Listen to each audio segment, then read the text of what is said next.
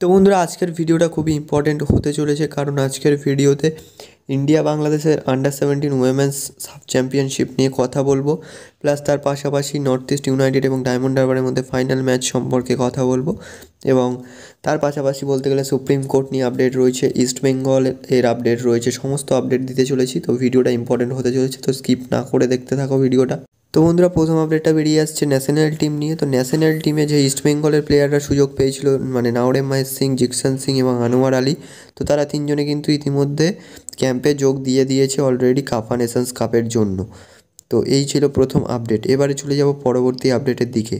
তো বন্ধুরা সাফ অনূর্ধ্ব 17 উইমেন্স চ্যাম্পিয়নশিপে কিন্তু মুখোমুখি হয়েছিল ভারত এবং বাংলাদেশ, যেখানে কিন্তু বাংলাদেশ ফার্স্ট মিনিট থেকে কিন্তু আর কি হাইলাইন ডিফেন্স এবং অফসাইড ট্র্যাপে ফেলে দিচ্ছিল কিন্তু ভারতীয় প্লেয়ারদেরকে। কিন্তু এই জায়গাটা থেকে দাঁড়িয়ে কিন্তু তারা গোল মিস করেছে বলা চলে, বাট এক্ষেত্রে কিন্তু দুটো হাফে একটি করে গোল, অর্থাৎ 2-0 গোলে কিন্তু জয় পেয়েছে ভারতীয় অনূর্ধ্ব 17 মহিলা দল, এবং এটি তাদের দ্বিতীয় জয়। প্রথম ম্যাচে নেপালকে 7-0 গোলে উড়িয়ে দিয়েছে, এবং এই ম্যাচে কিন্তু 2-0 গোলে বাংলাদেশকে হারিয়ে আস্তে আস্তে টাইটেলের দিকে প্রোগ্রেস করছে। এবং মেন ফোকাস হচ্ছে আমাদের AFC under 17 women's Asian cup qualifiers, কারণ সেটা হচ্ছে আমাদের সাফের থেকেও ওটা কিন্তু ইম্পর্টেন্ট, সেই কারণে তারা একটা প্র্যাকটিস টাইপের করার চেষ্টা করছে।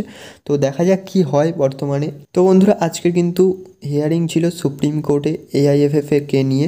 তো এআইএফএফ এবং এফএসডিএলকে হচ্ছে পুনরায় আর কি মানে এমআরএ নিয়ে কিন্তু মিটিংয়ে বসার জন্য বলেছে আর কি। সুপ্রিম কোর্টের বিচারপতি নরসিনহা এবং জয়মাল্য বাগচির যে অ্যাডভাইজারি কমিটি রয়েছে তারা কিন্তু বসতে বলেছে এই ব্যাপারটা নিয়ে তাদেরকে, এবং আপাতত একটা বড় মোড় বলাই চলে এই হিয়ারিংয়ে।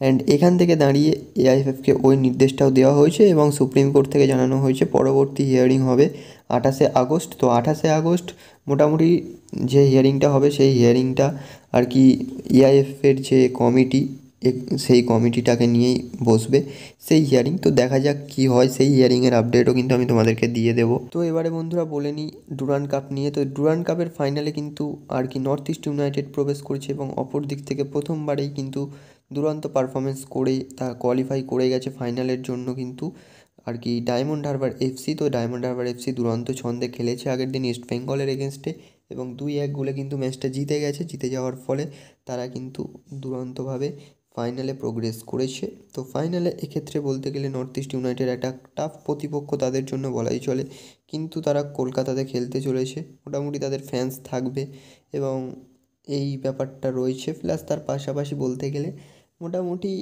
নর্থ ইস্টেও একটু কিন্তু প্রেসারে থাকবে, কারণ আন্ডারডগ টিম। এক্ষেত্রে দেখা যাক কী হয়, এবং বি কেয়ারফুল থাকতে হবে ডিএইচএফসিকে, কারণ নর্থ ইস্ট ইউনাইটেড এফসির ডিফারেন্ট গোল স্কোরার আছে, তারা যখন তখন গোল স্কোর করে দিতে পারে। যেমন আলাদিন আজার রায় রয়েছে, গতবারে রিদিম তালাং গোল করেছেন সেমি। তো বন্ধুরা ভিডিওটা কিন্তু এই পর্যন্তই ছিল। তো ভিডিওটা ভালো লাগলে একটা করে লাইক করে দিও, অ্যান্ড চ্যানেলে নতুন হলে অবশ্যই সাবস্ক্রাইব করে বেল আইকনটা অল অপশানে সেট করে দিও, যাতে আমাদের এই চ্যানেলের সমস্ত আপলোড হওয়া ভিডিও তোমাদের আগে সবার কাছে পৌঁছে যায়।